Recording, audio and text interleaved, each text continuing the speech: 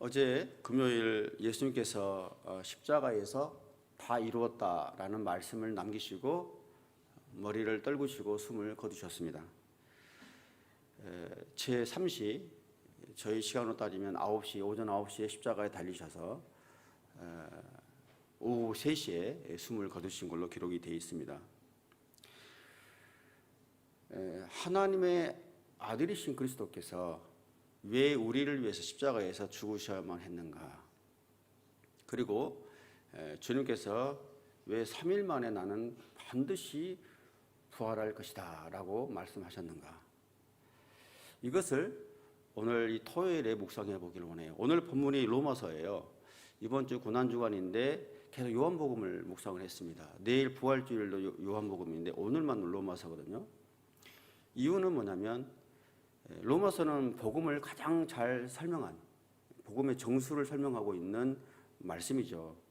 그래서 십자가의 죽음의 사건, 십자가의 복음이 무엇인지, 그리고 내일 부활주의를 맞이해서 이제 주님께서 부활하신 것을 기념하게 될 텐데, 그러면 부활의 복음이 무엇인지를 한번 오늘 이 토요일에 생각해 보자는 거예요. 어제 금요일 주님께서 십자가에서 죽으셨습니다. 그리고 내일 부활할 것입니다. 그래서 우리는 이 가운데 딱 끼어 있어. 오늘 토요일은 죽음이 무엇을 의미하고 부활이 무엇을 의미하는지를 다시 한번 점검해 보자는 측면에서 오늘 큐티 본문이 로마서 말씀입니다. 그래서 이 로마서 말씀은 사도 바울이 우리에게 예수님의 십자가에서 죽음이 우리 죄에 어떤 영향을 끼쳤는가, 그리고 내일 부활하게 될 주님의 그 부활이 우리의 인생에, 우리의 삶에 어떤 영향을 끼치게 되는가를 오늘 로마서 말씀이 설명하고 있습니다. 먼저 6절에서 8절까지의 말씀 함께 읽겠습니다. 같이 읽어볼까요? 시작. 우리가 아직 연약할 때 그리스도께서는 작정된 시기에 경건하지 않은 사람을 위해 죽으셨습니다. 의인을 위해 죽는 사람은 거의 없고 선한 사람을 위해 과감히 죽는 사람은 간혹 있기는 합니다. 그러나 우리가 아직 죄인이었을 때 그리스도께서 우리를 위해 죽으심으로 하나님께서는 우리에 대한 그분의 사랑을 나타내셨습니다. 6절에 보면 우리가 아직 연약할 때, 이 연약할 때는 어떤 때를 의미할까요? 우리가 우리 자신의 구원을 위해서 우리가 아무것도 할 수 없을 때, 우리가 우리의 구원을 위해서 완전히 무능할 때, 죄로 물든 상태, 영적으로 병든 상태, 죄로 인해서 완전히 우리가 죽어 있었을 때를 말하는 거죠. 그러면 그리스도께서 작정된 시기에 경건하지 않는 사람을 위해 죽으셨다고 되어 있거든요. 그러면 그리스도께서 작정된 시기, 이 작정된 시기는 어떤 걸 의미할까요? 우리가 우리 죄를 위해서 완전히 무엇도 어떤 것도 할 수 없는 그 무능한 그때에, 죄인이었을 때 하나님께서는 그리스도를 십자가에 내어주기로 작정하셨다는 거예요. 십자가에 내어주시기로 작정하신 그때를 말을 하고 있습니다. 그런데 7절 말씀처럼 보게 되면, 7절 말씀 보게 되면 일반적으로 의인을 위해 대신 죽는 것도 매우 드문 일인데 주님께서는 하물며 불의한 악한 죄인을 위해 죽으셨다는 거예요. 우리 주변에 가끔 다른 사람들의 생명을 이렇게 구하기 위해서 자기의 목숨을 던지는 사람이 간혹 있습니다. 소방관들도 정말 시민의 목숨을 구하기 위해서 뜨거운 화막 속에 들어갔다가 목숨을 잃었다라는 그 뉴스를 가끔 접하기도 합니다. 이제 여러분도 아마 우리 일본에서 오래 사신 분들이 기억을 하겠습니다만은 정확하게 21년 전이라고 생각합니다. 2001년에 한국 유학생이었던 이수연 씨가 저 신호코부역 가까운데 거기에서 이제 술에 취해 있었던 행인이 이제 철로에 떨어져 있었어요. 그 행인을 구하기 위해서 철로로 뛰어 들어갔다가 들어오는 그 전차에 부딪혀서 죽는 사건이 있었습니다. 이처럼 한 사람의 시민을 살려내기 위해서 자신의 목숨을 간혹 내어 던지는 사람은 있어요. 그러나 모든 사람들이 아무리 의인과 선한 사람의 목숨을 구하려고 해도 자신의 목숨을 던지기는 참 쉽지는 않지 않습니까? 더구나 선량한 시민도 아니고 악한 죄인을 위해서 자기 목숨을 던지는 사람은 없을 거라는 거예요. 그러나 주님께서는 악인을 위해서 자신의 목숨을 내어 던졌습니다. 우리와 같은 죄인과 악인들을 위해서, 심지어 십자가에 달려서 못 박으라고 했던 유대 지도자들을 위해서, 그리고 빌라도를 위해서, 또 로마 군병들을 위해서, 그리고 주님을 배신하고 떠났던 그 제자들을 위해서, 우리 같은 악한 죄인들을 위해서 주님께서는 자신의 목숨을 기꺼이 십자가에 내어 던졌다는 것입니다. 일반적으로 생각할 수 없는, 상상할 수 없는 하나님만의 절대적인 사랑이라고 생각합니다.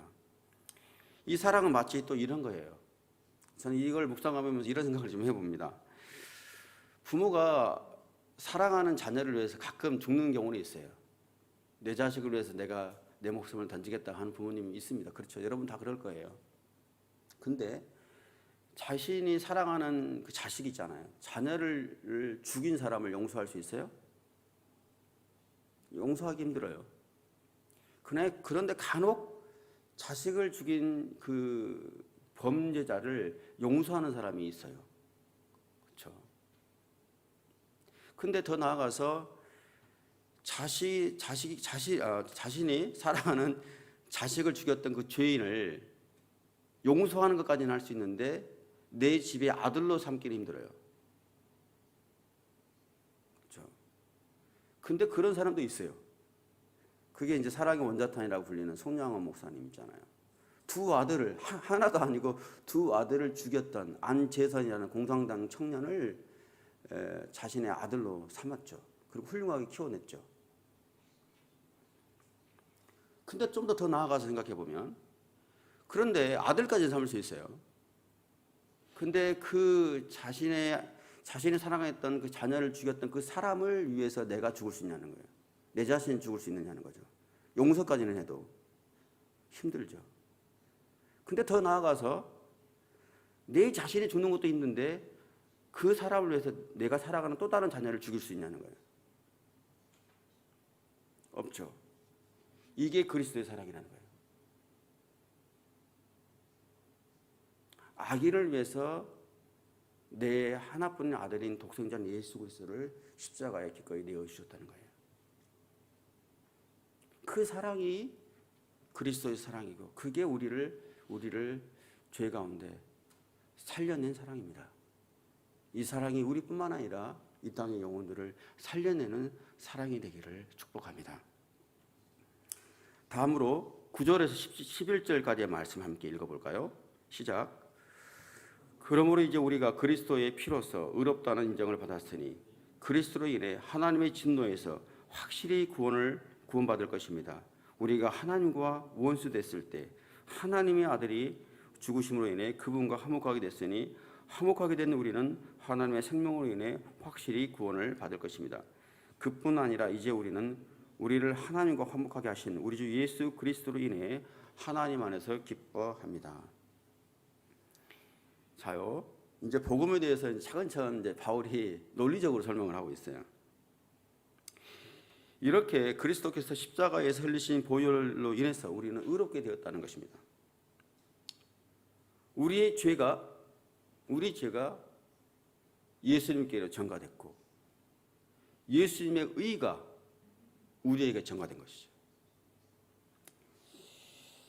그런데 여기서 주목해서 볼 것은 뭐냐면, 바울이 구원을 받았습니다라고 말하지 않고 확실히 구원을 받을 것이다.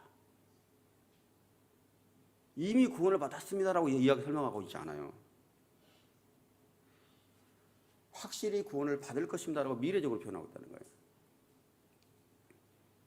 이 부분이 굉장히 오늘 말씀의 핵심이라고 저는 생각을 합니다. 이미 우리는 어제 사건, 십자가의 사건을 통해서 우리 이미 의롭게 됐습니다. 과거 사건입니다. 그러나 우리의 구원은 완성되지 않았어요. 완전히 구원받지 못했어요. 완성된 구원을 향해 나가고 있는 거예요. 그래서 그런 측면에서 바울은 구원을 받을 것인데 하나 덧붙여서 확실히 구원을 받을 것이다라고 확신을 있게 지금 말하고 있다는 거예요. 이런 측면에서 우리가 구원에 대해서 한번 생각해 보기를 원해요. 우리는 이미와 아직 사이에서 우리는 살아가고 있다는 것을 다시 한번 확인해 보기를 원합니다. 다시 말해서 구원의 약속을 이미 확증받은 우리는 지금 상태가 불완전하지만 구원받기로 이미 구원받을 것이라고 확실한 그 확증, 약속받은 우리는 구원을 향해서 이 땅 가운데서 성화를 이루어가면서 구원을 이루며 나간다는 것이에요. 이 말씀을 이렇게 생각해 볼 수가 있어요. 확실히 구원을 받을 것이다. 바울이 이렇게 얘기했는데 이 의미가 어떤 뜻인가? 좀 밖으로 한번 역으로 한번 생각해 보기를 원해요. 하나님께서 악한 사람을 구원하기 위해서, 원수를 구원하기 위해서 무슨 일을 했습니까? 그리스도를 내어주셨죠. 악한 죄인을 위해서 그리스도를 내어주셨어요. 하나뿐인 아들인 그리스도를. 어제 우리의 십자가의 사건을 통해서 우리는 의롭게 됐어요. 우리는 이제 그분을 믿기 때문에. 의롭게 됐기 때문에 우리는 악인이 아니에요. 이제는 그리스도의 친구가 되었죠. 악한 사람을 위해서 그리스도를 내어주셨다면 의롭게 된 친구를 위해서 주님께서 하나님께서 무엇을 못하겠냐는 거예요. 의롭게 된 친구를 위해서는 무슨 일이든지 할 거라는 확신이 있는 거죠, 바울은.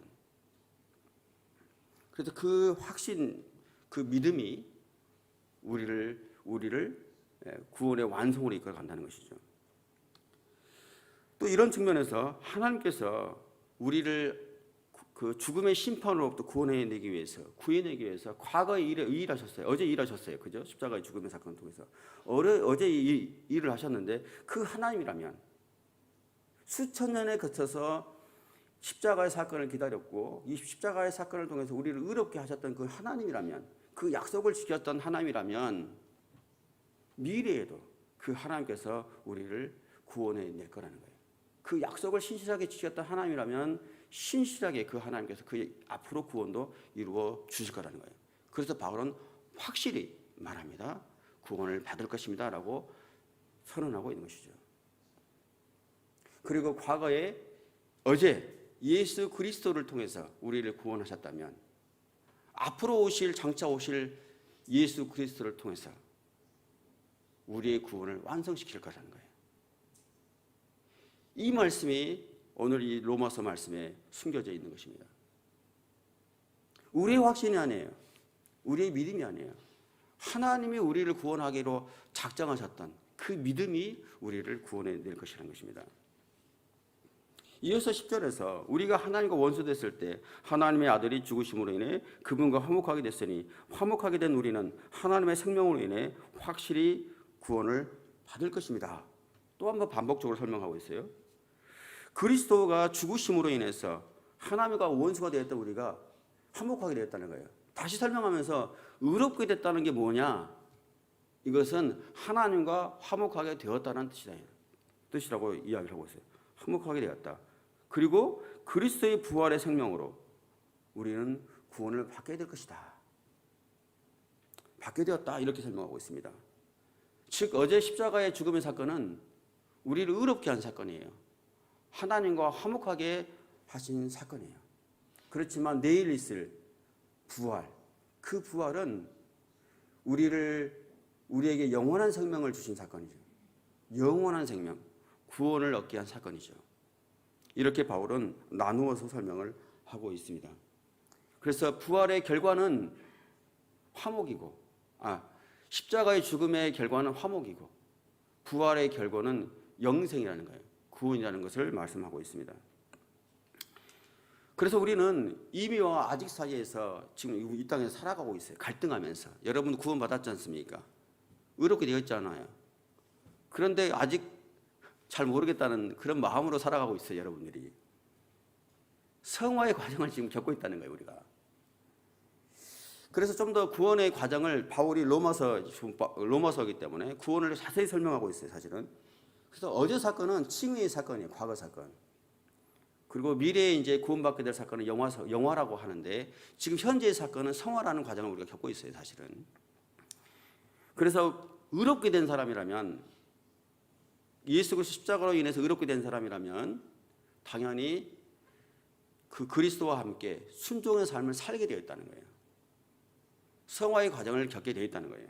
그래서 자세하게 이렇게 설명하고 싶어요. 로마서 8장 30절에 제가 한번 읽어볼게요. 구원의 과정을 이렇게 바울이 논리적으로 설명하고 있습니다. 하나님께서는 미리 정하신 그들을 또한 부르시고, 부르신 그들을 또한 의롭게 하시고, 의롭다 하신 그들을 또한 영화롭게 하셨습니다. 구원의 과정을 아주 논리적으로 체계적으로 설명하고 있는데, 미리 아셨다는 거예요. 미리 아셨다는 거예요. 예지하셨다. 우리를 선택하기로, 구원하기로 이미 결정하셨어요. 그리고 우리를 부르셨어요. 소명이죠.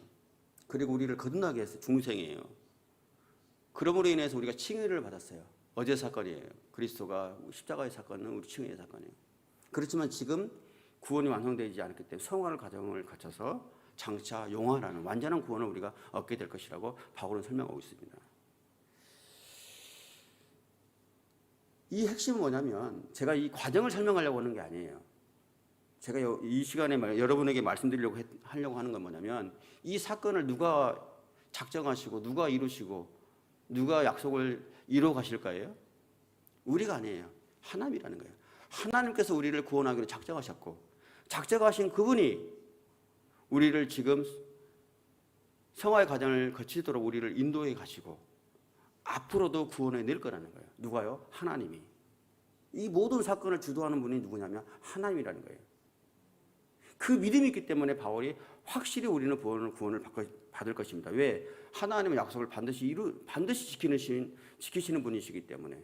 어제 십자가의 사건을 하나님께서 지키셨듯이 그 하나님이라면 우리의 구원을 확실하게 이루실 것입니다 라고 바울이 말씀하고 있습니다. 그렇다면 문제는 뭐냐면, 오늘 말씀에서 화목하게 되었는데 기뻐할 거라고 그랬거든요. 이 화목이 무엇입니까? 우리가 이제 어제 십자가의 사건을 통해서 우리가 의롭게 되었고 화목하게 되었다는 걸 알겠는데, 하나님과 화목하게 되었다는 걸 알겠는데 내 안에 화목의 기쁨이 있냐는 거죠. 내 안에 구원의 기쁨이 있느냐는 거죠. 바울은 이것을 지적하고 있어요. 오늘 말씀을 통해서. 여러분 안에 기쁨이 있어요? 구원받았다는 사실을 우리가 알겠는데 구원의 그 기쁨이 여러분 안에 있습니까? 어떻게 우리가 구원의 기쁨을 누릴 수 있을까요? 어떻게 우리가 구원받았다는 사실을 알고 날마다 즐겁게 살 수 있을까요? 이것을 바울이 11절에서 설명하고 있습니다. 좀 더 제가 오늘 11절 말씀을 묵상하기 전에 한 말씀 더 드린다면, 고린도전서 6장 17절에 바울이 이렇게 이야기하고 있어요. 주와 연합하는 사람은 영적으로 주와 하나가 됩니다. 주와 연합하는 사람, 예수 그리스도로 인해서 의롭게 된 사람, 그래서 화목하게 된 사람, 주와 연합한 사람, 주와 화목하게 된 사람은 영적으로 하나님과 하나가 되어서 하나가 됩니다라고 설명하고 있어요. 무슨 얘기냐면, 우리가 그리스도로 인해서 화목하게 된 우리는 하나님과 한 영이 되어서 화목의 즐거움을 느끼면서 기뻐하면서 살게 된다는 거예요. 무슨 얘기냐면, 우리는 이미 화목하게 되었어요. 의롭게 되었어요. 하나님의 영, 성령 안에 있기만 한다면, 하나님의 영 안에서 있기만 한다면 우리는 화목의 기쁨과 감사를 누리며 살 수 있다는 것을 말씀하고 있습니다. 화목하게 된 사람으로서 정성적인 삶을 살겠다는 거예요. 만약 우리가 화목한 삶을 살지 못한다 그러면 우리는 비정성적인 삶을 살고 있는 거예요. 화목하게 되었다면 우리는 그 하나님의 영 안에서 정성적인 화목하게 된 사람으로서의 삶을 살게 되어 있습니다. 그래서 존 파이퍼 목사님이 이렇게 설명하고 있어요. 그리스도로 인해서 우리는 하나님과의 화목을 선물로 받았다는 거예요. 그래서 우리는 하나님의 화목을 선물로 받았기 때문에 우리는 그냥 이 땅에 살면서 그 화목을 즐기기만 하면 된다고 말하고 있어요. 존 파이퍼 목사님은. 근데 그 화목의 즐거움을 위해서 우리가 치를 대가는 없다는 거예요. 이미 주님께서 치르셨기 때문에. 이런 믿음 있는 사람이 이 땅 가운데서 천국을 누리면서 살 수 있어요. 천국의 기쁨을 누리고 살 수 있습니다.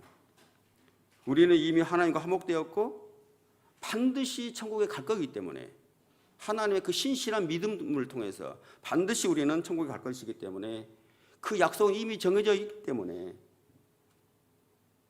우리는 이 땅 가운데서 천국을 누리며 살 수 있다는 거예요.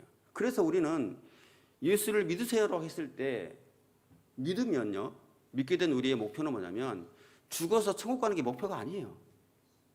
이미 그건 결정된 사건이고 하나님께서 이루실 거예요. 믿음이 있다면, 예수 그리스도를 믿는다면. 우리의 관건은 뭐냐면 이 땅에서 지금 천국을 누리고 사느냐 마냐, 이게 우리의 관건이라는 거예요. 오늘 말씀 이걸 우리에게 지금 설명하고 있어요. 기뻐하고 있느냐는 거예요. 천국을 누리고 있느냐는 거죠. 죽어서 천국 가는 건 당연해요. 그걸 고민할 필요가 없어요. 왜? 하나님께서 이루실 것이기 때문에. 문제는 지금 그 천국을 지금 이곳에서 이 시간에 누리고 있느냐, 이것을 우리가 오늘 말씀을 통해 돌아볼 필요가 있습니다. 그래서 11절 말씀에서 그리스도로 이미 의롭다 여김을 받은 사람들은 날마다 하나님과의 화목을 즐기며 이미 구원을 보장받는 삶을 살아가기 때문에 하나님 안에서 기뻐할 수 있습니다.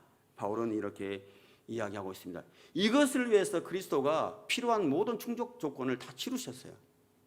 그리스도가 모든 것을 다 치루셨어요. 모든 충족 조건은 다 이루어졌습니다. 그렇기 때문에 우리가 남은 것은 뭐냐면 우리 안에서 천국을 누리며 살자는 것이죠. 여러분, 인생이 즐거우세요? 행복하십니까? 이 질문을 드리면 여러분 머뭇거리실 거예요. 여러분 얼굴을 보게 되면 그렇지 않은 것 같아요. 저도 그런데 설교를 하고 있지만 저 역시도 그래요. 늘 행복하지는 않아요. 이 말씀을 전하면서 솔직히 믿음의 양심에서 고백하게 된다면 저 안에도 번민이 있어요. 고민이 있어요. 늘 기쁨이 있는 건 아니에요. 왜 이렇게 살까요, 우리가? 이미 천국을 주셨고 천국을 누리려고 했는데 왜 이런 삶을 살까요? 우리가 믿음이 없었을까요?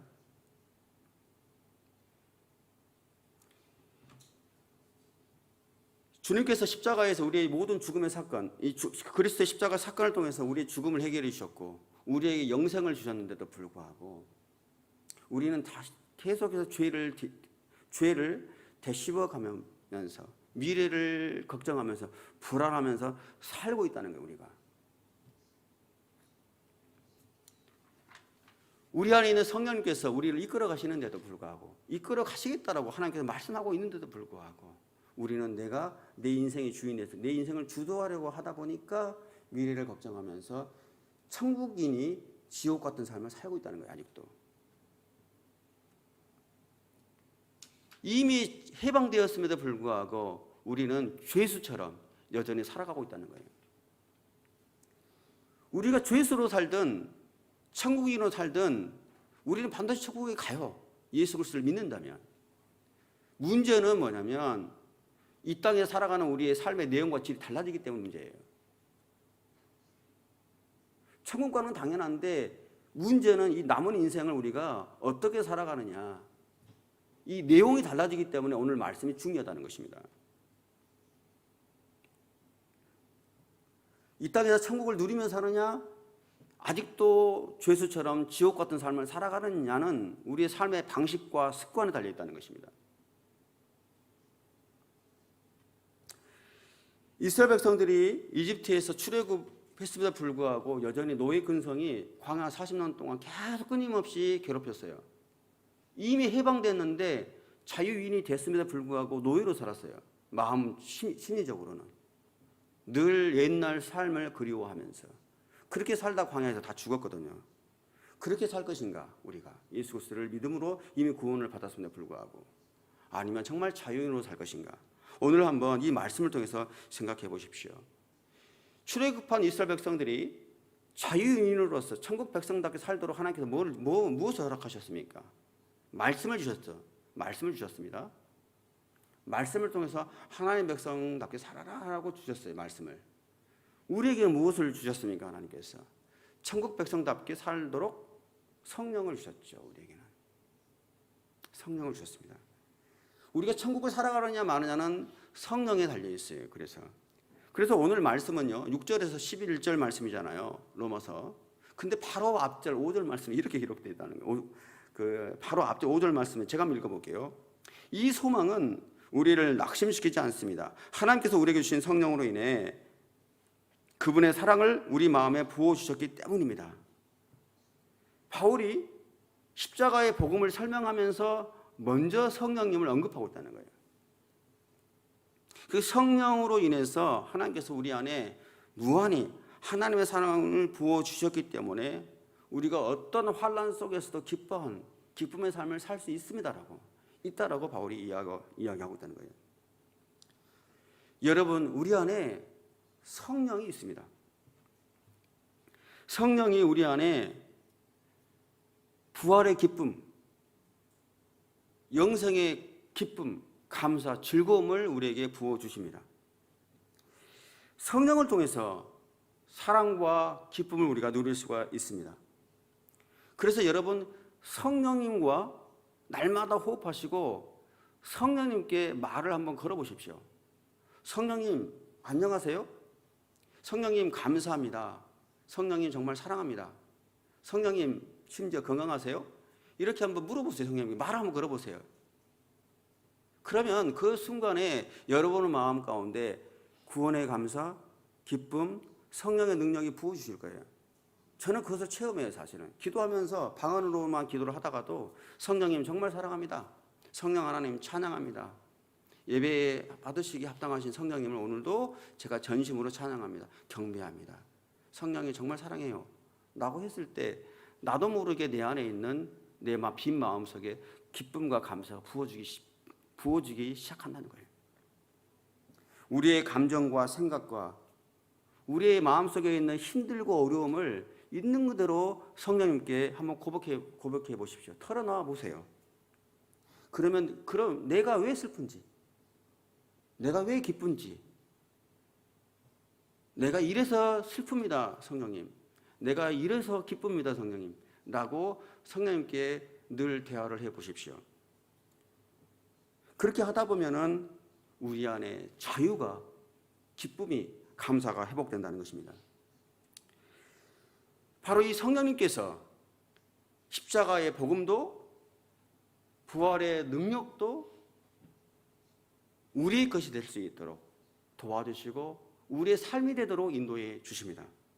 그래서 우리를 천국을 향해서 이끌어 가시고 또 이 땅에서 천국을 누릴 수 있도록 성령께서 도와주신다는 거예요. 역사하신다는 거예요. 알게 하신다는 것입니다. 그래서 이 땅 가운데서 지옥 같은 삶으로 아직도 죄수처럼 살 것인가? 아니 이미 십자가에서 이미 구원을 다 해결해 주셨는데 아직도 인생을 고민하면서 살 것인가? 아니면 그리스도에 인해서 우리가 천국 복음을 누리면서 부활의 능력을 체험하면서 살 것이냐는 성령에 달려 있습니다. 바로 성령이 우리를 천국의 삶으로 이끌어 갈 것입니다. 바로 이것이 내일 있을 부활의 복음이에요. 어제 사건이 십자가의 복음이라면 내일 부활의 사건은 부활의 복음인데 이 부활의 복음답게 부활의 능력을 가지고 살아갈 수 있도록 하는 것은 성령이라는 것이에요. 성령 안에 사는 것이 부활의 능력, 부활의 복음을 체험하는 삶입니다. 그래서 이 시간 성령님을 초청하며 기도하기를 원해요. 우리의 모든 현장 속에서 성령께서 부어주시는 그 천국의 기쁨을, 천국의 능력을, 부활의 생명을 누리며 살아가는 저와 여러분들 되시기를 예수 그리스도의 이름으로 축복합니다.